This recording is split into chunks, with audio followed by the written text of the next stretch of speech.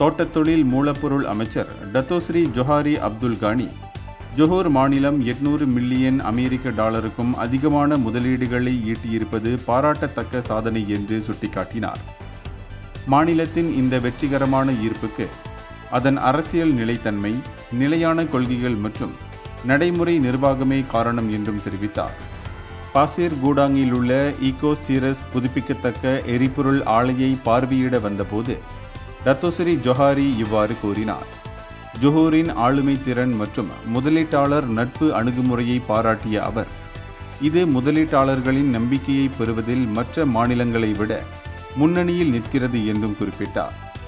ஜனவரி மாதம் முதல் இதுவரை 91.1 பில்லியன் ரிங்கிட் மொத்த முதலீடுகளை அறிவித்த மந்திரி பசார் டத்தோ ஆன் ஆஃபீஸ் காசி அவர்களுடன் இணைந்து பேசிய டத்தோஸ்ரீ ஜொஹாரி, மாநிலத்தின் பொருளாதார வளர்ச்சியின் வேகத்தை தொடர்ச்சியான ஆதரவுக்கு அழைப்பு விடுத்தார்.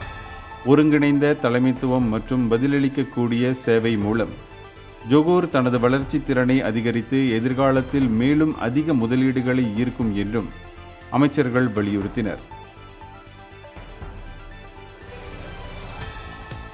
இந்தியர்களின் இதய குரல் மக்களோசை.